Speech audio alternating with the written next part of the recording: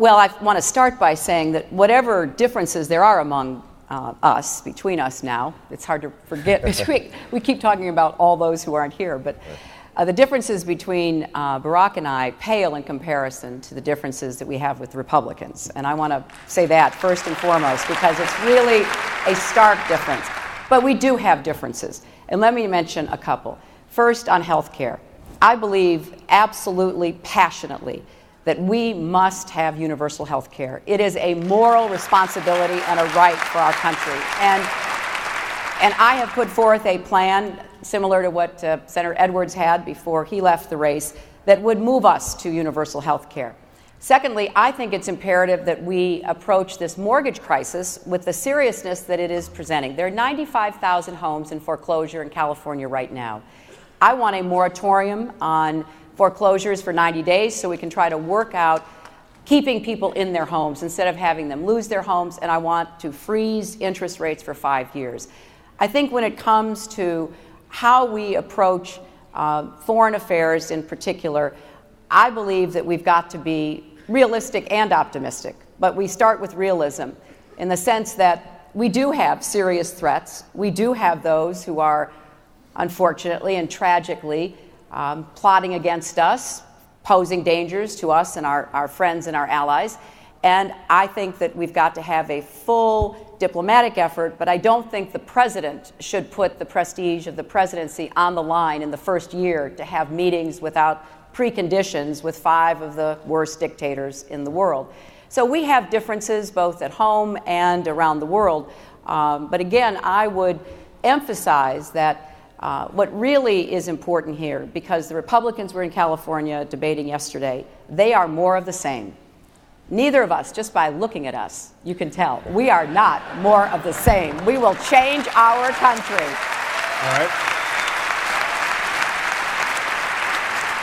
We heard Senator Clinton, Senator Obama define some of the differences on policy issues she sees between the two of you. What do you see as the most significant policy differences between the two of you?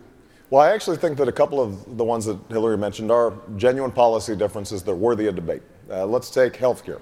About 95% of our plans are similar. We both set up a government plan that would allow people who otherwise don't have health insurance because of a pre-existing condition like my mother had, or at least what the insurance said was a pre-existing condition, let them get health insurance. We both want to emphasize prevention because we've got to do something about ever-escalating costs, and we don't want children who I meet all the time going to emergency rooms for treatable illnesses like asthma.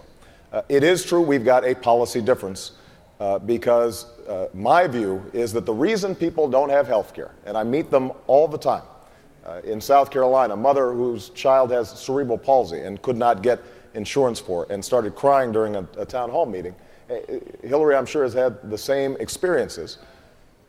What they're struggling with is they can't afford the health care. And so I emphasize reducing costs. My belief is that if we make it affordable, if we provide subsidies to those who can't afford it, they will buy it. Senator Clinton has a different approach. She believes that we have to force people who don't have health insurance to buy it.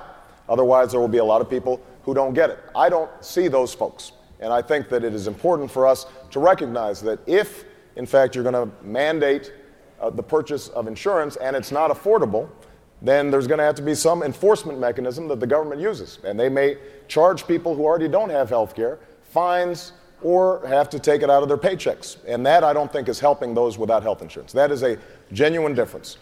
On the mortgage crisis, again, we both believe that this is a critical problem. It's a huge problem in California and all across the country. And we agree that we have to keep people in their homes. I've put forward a $10 billion home foreclosure prevention fund that would help to bridge the lender and the borrower so that people can stay in their homes. I have not signed on to the notion of an interest rate freeze, and the reason is not because we need to protect the banks. The problem is that if we have such a freeze, mortgage interest rates will go up across the board, and you will have a lot of people who are currently trying to get mortgages who will actually have more of a difficult time. So some of the people that we want to protect could end up being hurt by such a plan. Now, keep in mind the one thing I suspect that Senator Clinton and I agree on. Part of the reason we're in this mortgage mess is because there's been complete lack of oversight on the part of the Bush administration. The mortgage lending industry spent $185 billion, $185 million lobbying to prevent provisions that go against predatory lending, for example, that I introduced. Which brings me to another difference. I believe that it is very important for us to reduce the influence of lobbyists and special interests in Washington. I think that a lot of the issues that both Senator Clinton and I care about will not move forward unless we have increased the kinds of ethics proposals that I passed just last year, some of the toughest since Watergate. That's something that John Edwards and I both talked about repeatedly in his campaign. That's why I don't take federal PAC and federal lobbyist money. That is a difference. And the last point I'll make is on Iraq. Senator Clinton brought this up. I was opposed to Iraq from the start. And I say that not just to look backwards, but also to look forwards, because I think what the next president has to show is the kind of judgment that will ensure that we are using our military power wisely. It is true that I want to elevate diplomacy so that it is part of our arsenal to serve the American people's interests and to keep us safe. And I have disagreed with Senator Clinton on, for example, meeting with Iran. I think, and the National Intelligence Estimate, the last report suggested that if we are meeting with them, talking to them, and offering them both carrots and sticks, they are more likely to change their behavior, and we can do so in a way that does not ultimately cost billions of dollars, thousands of lives, and hurt our reputation around the world.